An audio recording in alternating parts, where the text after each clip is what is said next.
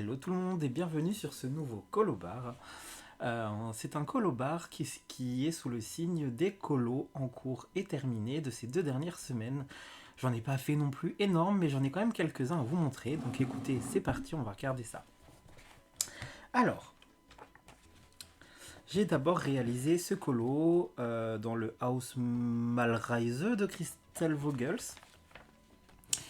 Voilà, c'est un livre qui est plutôt petit, donc ça va plutôt vite à faire. Je vous montre par rapport à un grand carré, par exemple. C'est un petit peu plus petit qu'un grand carré, donc c'est quand même assez rapide à faire et c'est super satisfaisant. Donc j'ai réalisé d'abord celui-ci. Donc j'ai fait un fond aux aquarelles Schmink Super Granulation parce que du coup j'adore les couleurs qu'il propose dans leur gamme. Là on voit pas bien l'effet granulation, mais en même temps j'ai mis qu'une seule couche et une fine couche parce que je voulais des couleurs un petit peu très claires comme ça, un peu fraîches, faire un petit peu rosé du matin, si je peux dire ça comme ça. Et pour le reste, les éléments, on est sur du Chromaflow principalement et un petit peu de Prismacolor. Voilà. J'ai pas fait des dégradés de dingue, mais voilà, j'ai fait une mise en couleur plutôt classique. Mais j'aime beaucoup, voilà, ça donne un petit côté un petit peu vintage. Et je trouve ça super sympa. Les élus, de toute façon, dans ce bouquin, je trouve qu'elles font vraiment un peu vintage.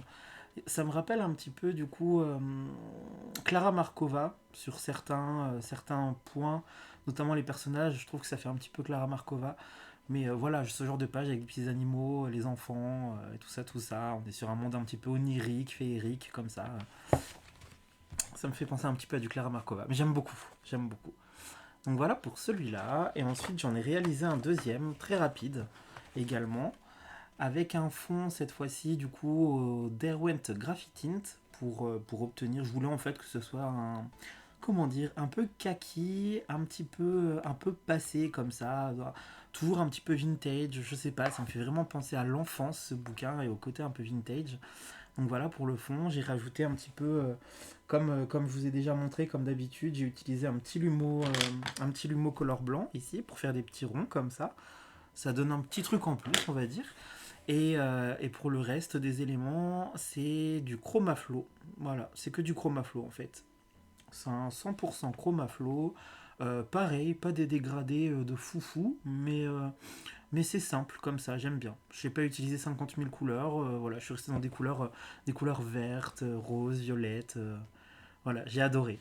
J'ai adoré, adoré. Et c'est un bouquin que je garde près de moi parce que du coup j'ai très envie d'aller dedans. J'ai tellement apprécié faire ces mises en couleur là. C'est rapide. Honnêtement, ça m'a pris 2 jours à faire ça, enfin 2 soirées. Donc voilà, c'est du colo plutôt rapide et j'ai adoré faire ça. Ensuite, je suis retourné dans le grand carré petite poupée et j'ai réalisé Tiana en mode fête d'anniversaire Stranger Things. Voilà. C'est pas un colo qui casse trois pattes à un canard, comme on dit. Mais je me suis trop amusé en fait. J'ai compté combien il y avait de petites guirlandes et en fait il y avait autant de lumière que de lettres de l'alphabet. Donc je me suis dit, allez hop, je pars sur un petit truc à la Stranger Things, comme ça, très rapidement. J'ai fait un fond à l'aquarelle Prima Marketing. Alors bon, c'est pas un papier qui est fait pour, hein, on va pas se mentir. C'est assez compliqué en fait. La gouache encore, la gouache aquarellée ça passe bien, mais l'aquarelle en elle-même ça fait des traces, ça s'étale pas bien. Le papier boileau je trouve c'est un petit peu compliqué. Mais bon ma foi. Voilà. Ensuite pour ce qui est des guirlandes, j'ai fait du Neocolor 2 autour des ampoules comme ça. Et pour l'intérieur en fait c'est du chromaflow avec un petit peu d'artistro blanc à l'intérieur comme ça. Euh, pour ce qui est des lettres, j'ai utilisé un feutre noir classique et j'ai fait des espèces de petites bavures comme ça en dessous des lettres. En fait, j'ai fait ça très rapidement parce que dans le film, c'est fait aussi hyper rapidement en urgence, donc je voulais rappeler un petit peu ce côté-là. Euh, pour ce qui est de Tiana, bon, elle est assez foncée. C'est pas ouf, voilà, la peau est pas ouf, mais bon, bah, c'est comme ça. J'ai utilisé les luminances. J'ai utilisé les luminances pour sa peau. Pour ce qui est du vêtement, j'ai utilisé des Arteza. J'ai utilisé pas mal de petits crayons en fait pour ça. Et pour le fond, j'ai utilisé les super golden markers de chez Guangna, enfin Guangna de chez Lightwish. pour donner un aspect un petit peu confetti et que ça rappelle un petit peu plus ce côté fête d'anniversaire, parce que sans tous ces petits points colorés, finalement le colo était assez sombre, je trouve. Donc voilà, j'ai juste rajouté un petit peu de... C'est très fouillis, c'est très brouillon, c'est... Mais je m'en fiche en fait, c'est pas grave, je me suis trop amusé à faire ce colo et ça fait une page de fête dans ce livre. Donc je suis super content et je me suis bien amusé à faire ça. Donc voilà. Ensuite, je suis allé dans ce livre Disney japonais. Et si vous avez peut-être déjà vu passer, puisque j'en ai fait un speed coloring, mais pour présenter du coup les marqueurs acryliques Lightwish classiques et les super golden markers, je suis allé dans ce bouquin. Voilà, voilà. Je savais pas trop sur quel colo aller pour les présenter. Et en fouillant un peu mon livre et tout, je me suis dit, ah mais ça c'est parfait.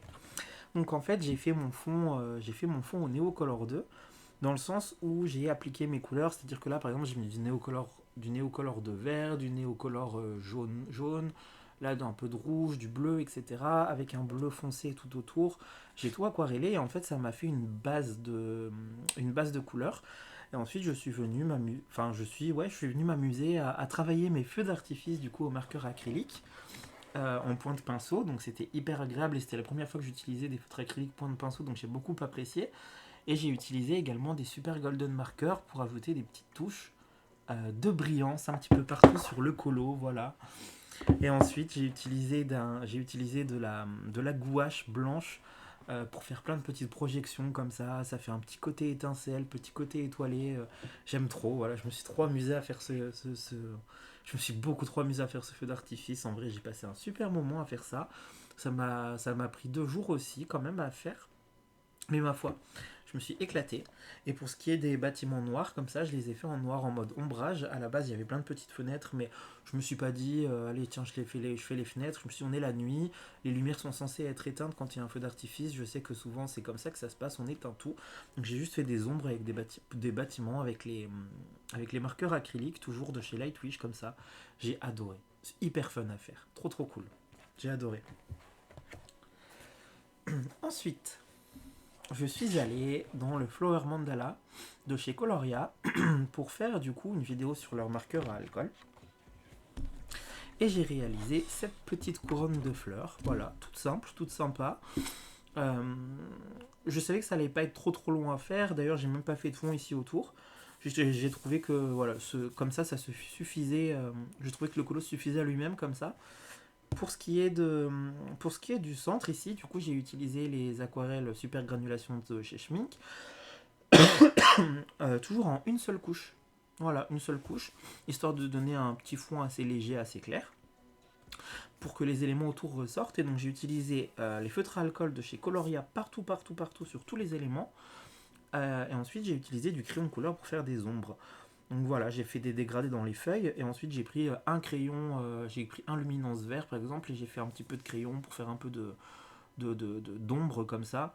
Euh, j'ai pas fait des dégradés nets, des dégradés propres, mais j'aime bien le style que ça donne et j'ai tout détouré au Tooly Art. Donc voilà, ça m'a fait super plaisir. Enfin, c'était aussi très agréable à faire en fait.